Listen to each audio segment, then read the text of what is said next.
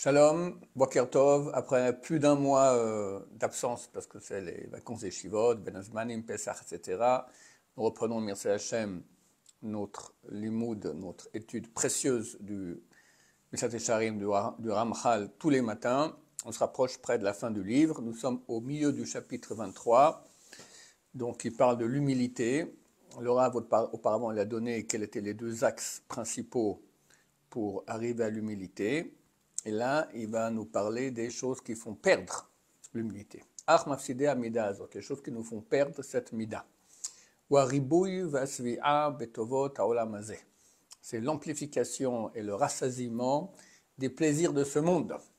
Au Kenyan akatou beferush omer, comme est écrit clairement, pen tochal vesavata, de peur que tu mangeras et tu seras rassasié, etc. Donc, etc. Et tu auras des troupeaux, tu auras de l'argent, tu auras de l'or. Et la fin du verset, Veram levavecha, et ton cœur va s'élever et tu vas oublier l'éternel ton Dieu. S'élever, ça veut dire l'orgueil. Voilà, j'ai de l'argent, je suis quelqu'un de fort, bien, grand. Merci mon Dieu, mais bon. Voilà, non, je connaissais l'histoire, le type, une fois, il cherche une place à garer, il n'arrive pas, alors il prie à Hachem, quoi, il trouve, non, ça va, bon, j'ai trouvé, merci. Voilà, Dieu, quand on a besoin, mais si on peut ne pas avoir besoin, on préfère. Alken, c'est pour cela. Matsu lahem achasidim, les pieux d'antan, ont trouvé Tov leyot adam me'anen nafsho lifamim. C'était bien que l'homme, de temps en temps, jeûne. Les man ashpil yetzer hagahava, afin d'abaisser le mauvais penchant de l'orgueil. Asheranenu mitgaber ela mitoch haribui, qui se renforce que dans l'amplification des plaisirs de ce monde. Quand on jeûne, ça aide beaucoup, ça peut beaucoup aider l'humilité parce qu'on se rend compte qu'on n'est rien. Hein, on fait des choses, tout ça, puis tu n'as pas eu ton café le matin, déjà tu travailles à 50%. Puis si jamais on avance encore plus dans le jeûne, on ne peut plus rien faire au bout d'un moment, d'accord? C'est terrible, alors que c'est rien. Un peu d'eau, un peu de nourriture, et voilà. Qu'est-ce que tu vois, qu'est-ce que c'est que l'être humain? Un rien avec un rien. Comment expliquer nos sages de mémoire bénie? Un lion ne rugit pas quand dans son mangeoire il y a du foin, et là, mitor coupa chez le bassar, mais quand dans son mangeoire il y a de la viande. Idem l'être humain.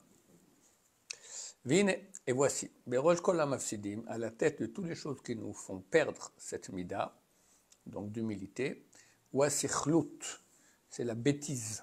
Au miyut ayedi'a metit, et le peu de connaissance de la vérité. Qui tire est. She'en agava mesua yoter ela bemish sechal yoter. Car tu verras que l'orgueil se trouve plus chez les gens qui sont plus idiots, plus bêtes. V'rabotem zechon levracha.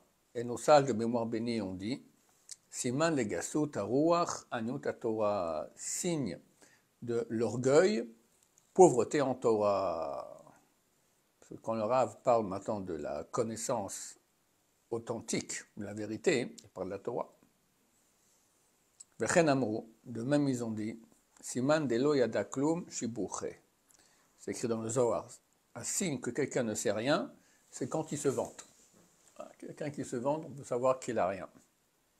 Vamod, ils ont dit encore Istra belagina kishkishkaria, une pièce dans une jarre, elle crie kish-kish. Ça veut dire une jarre vide, il y a une seule pièce dedans, on secoue la pièce, on secoue la jarre, alors on entend kish-kish, mais si elle est pleine de pièces et bien fermée, on n'entend rien.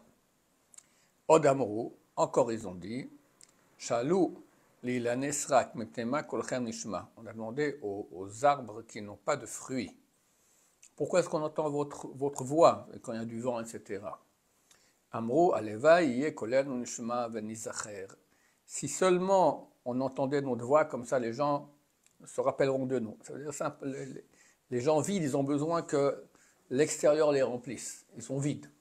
Alors ils doivent dire des choses qui vont les remplir. Par exemple, quelqu'un, comme tu es bien, il est tout content. On a déjà vu, chez Moshe,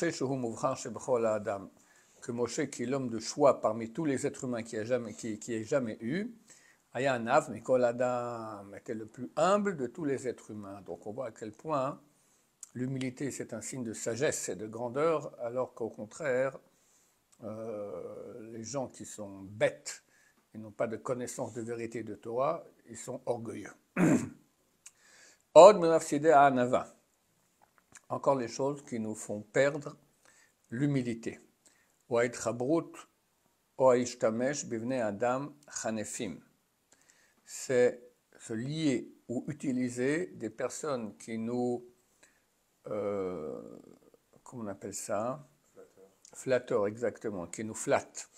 Achar lignov libo bachanufatam, qui viennent, littéralement il dit, voler notre cœur par leur flatterie.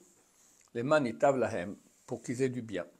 Et shabchuhu ve'omemuhu, ils vont le louer, ils vont l'élever. Bagil mashiesh bo minamalot ad hatachlit. En agrandissant les qualités qu'il a, mais de façon absolue, ou bien aussi falav mashaen boklal, et en rajoutant ce qu'il n'a même pas.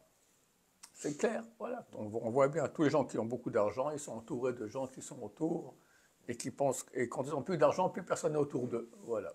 Et ils savent ça, mais néanmoins ils sont addictés, voilà, aux gens qui les entourent.